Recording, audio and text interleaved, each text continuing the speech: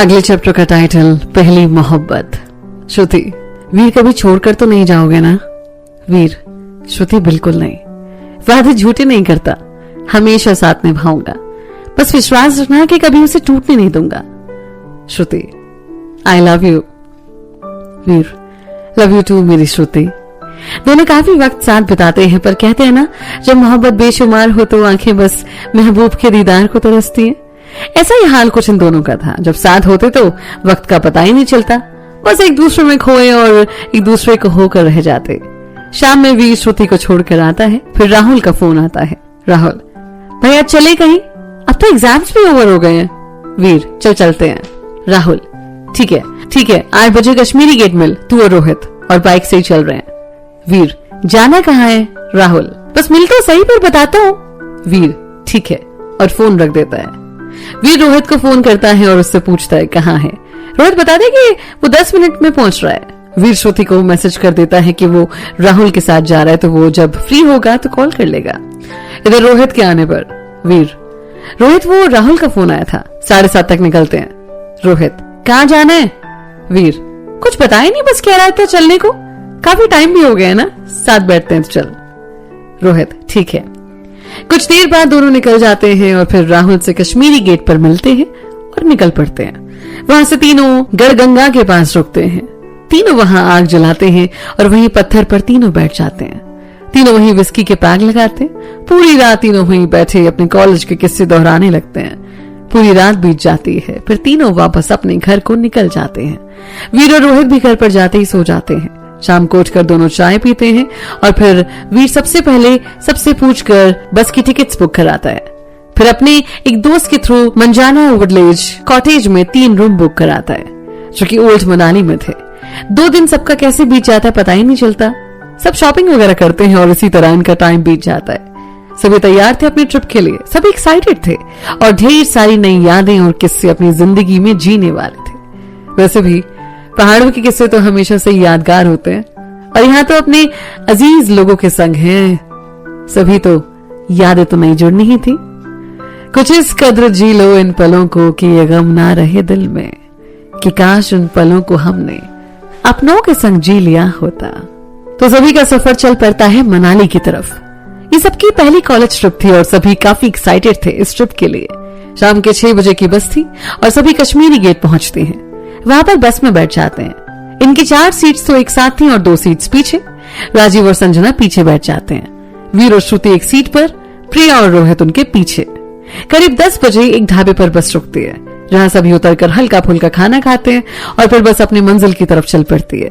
श्रुति वीर के कंधे पर सर रखकर सो जाती है। वहीं वीर भी गाने सुनने लगता है। 1 बजे आसपास ठंड बढ़नी शुरू हो जाती है, क्योंकि ये बस पहाड़ी रास्तों पर दौड़ रही थी। ठंड की वजह से श्रुति की आंख खुल जाती है। श्रुति वीर को हिलाते हुए, ठंड लग रही है, कंबल निकालो ना। वीर उठकर कंबल निकालता है और दोनों उसे ओढ़ लेते हैं। श्रुति वीर के कंधे पर सर रखकर, सो जाओ वीर, नींद आ रही होगी आपको। वीर, आप सो जाओ, अभी नींद नहीं आ रही मुझे। श्रुति वीर के कंधे पर सर रखकर आंखें बंद कर लेती है, पर उसे अनकंफर्टेबल लग रहा था, तो वीर बस के साइड में पीठ कर लेता है और श्रुति उसके पैरों के बीच वीर के सीने पर सर रखकर लेट जाती है।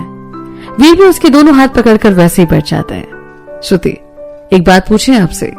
वीर बहुत धीरे से, पूछे। अगर सबको पता चल गया हमारे बारे में तो? वीर, श्रुति मुझे कोई दिक्कत नहीं, प्यार किया है आपसे। दिक्कत है सिर्फ एक बात की कि आपसे कुछ कोई कहे ना, क्योंकि आप सब हालातों से वाकिफ हैं और फिर आपको अपने घर पर ज्यादा दिक्कत होगी, तो सिर्फ इसलिए, वरना मुझे कोई दिक्कत नहीं है। श्रुति बस सर हिला देती है और उसके हाथ चूम लेती है। वीर भी उसके माथे को चूम लेता है और दोनों वैसे ही लेटे रहते हैं, जहां कुछ देर में श्रुति सो जाती है, पर वीर की आंखों से नींद गायब थी। वो बस गाने सुनते रहता है और श्रुति के चेहरे को निहारता रहता है। सुबह 6 बजे बस एक ढाबे पर रुकती है। वीर श्रुति को उठा देता है। गुड मॉर्निंग जान। वीर मुस्कुराकर, गुड मॉर्निंग श्रुति। फिर सभी बस से बाहर आते हैं।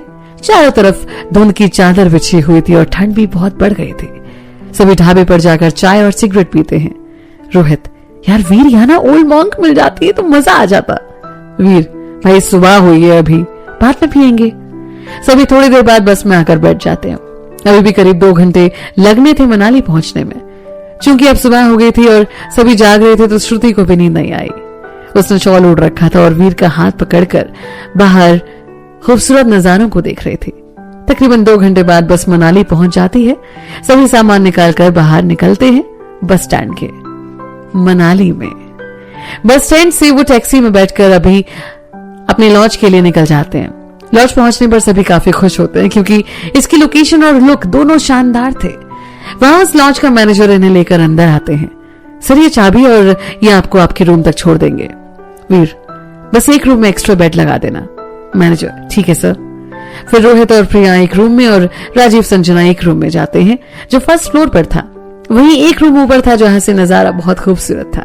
श्रुति वीर उस रूम में जाते हैं। श्रुति बेड पर लेटते हुए, वीर आराम करके जाएंगे कहीं घूमने। वीर कोई दिक्कत नहीं है। फिर वीर दोनों के लिए चाय ऑर्डर करता है और सोफे पर बैठ जाता है। श्रुति बेड पर लेट जाती है और तुरंत ही नींद की आगोश में चली जाती है। थोड़ी देर में वेटर चाय लेकर आता है। वीर श्रुति उठ जाओ, चाय पी लो। श्रुति मुझे नहीं पीनी। वीर ठीक है। वो बैठकर चाय पीता है और थोड़ी देर वो वैसे ही सोफे पर लेट जाता है। शनि उसे कब नींद आ गई। थोड़ी देर बाद श्रुति की आंखें खुलती हैं। वो वीर को सोता हुआ पाकर पहले जाकर उसका माथा चूम लेती है और फिर फ्रेश होने चली जाती है। वीर की भी आंखें फोन की आवाज से खुल जाती है। रोहित वो कब तक चले बाहर। वीर आधे घंटे में चलते हैं। श्रुति भी बाथरूम से बाहर आती है और वीर फिर नहाने चला जाता है। कुछ देर बाद सभी लॉज के बाहर एक ढाबे पर बैठकर नाश्ता कर रहे थे। रोहित तो कहाँ चलना है आज। वीर आज का पूरा दिन ओल्ड मनाली के नाम है दोस्तों। फिर सभी नाश्ता खत्म करते हैं और पास से ही बुलेट रेंट पर लेते हैं और निकल पड़ते हैं ओल्ड मनाली के लिए। ओल्ड मनाली एक बहुत ही खूबसूरत जगह है। वहां पहुंचकर सभी पहले मनालसू नदी के किनारे, जहां सिर्फ और सिर्फ शांति थी, बैठते हैं। काफी देर तक सभी वहां की खूबसूरती में खोए रहते हैं। फिर वहां से निकलकर सभी कुछ कैफे में जाते हैं। यहाँ के कैफे और वहां पर मिलने वाले पैनकेक्स का कोई जवाब नहीं। शीशे के ग्लास के जरिए पूरा वातावरण काफी मनमोहक लगता है। सभी 3 से 4 कैफे में काफी वक्त बिताते हैं। फिर सभी वहां पर एक कैफे के सामने हिमाचली वाइन शॉप पर जाते हैं, जहां पर सभी कुछ न कुछ लोकल शराब ट्राई करते हैं। अंधेरा गिरने लगा था और सभी फिर वहां से अपने लॉज की तरफ निकल पड़ते हैं। लॉज में पहुंचकर सभी काफी थके होने की वजह से थोड़ी देर के लिए आराम करने चले जाते हैं। वहीं वीर अपना कैमरा लेकर बाहर निकल पड़ता है। वो काफी देर तक वहां आसपास की जगहों पर घूमता रहता है। इधर जब श्रुति की आंख 9 बजे खुलती है तो वीर को आसपास ना पाकर वो उसे फोन करती है। श्रुति कहाँ हैं आप। वीर आता हूं थोड़ी देर में। श्रुति जल्दी आइए। फिर वीर वहां से निकलकर अपनी लॉज की तरफ आता है। वीर सभी को फोन करके नीचे तैयार होकर आने को कहता है और सभी पास में ही एक बार में जाते हैं, जहां सभी क्रिसमस सेलिब्रेट करते हैं और वहां से खा पी कर लॉज वापस आते हैं। श्रुति और वीर वहां से टेरेस पर चले जाते हैं। कुछ देर वो वहीं टहलते हैं।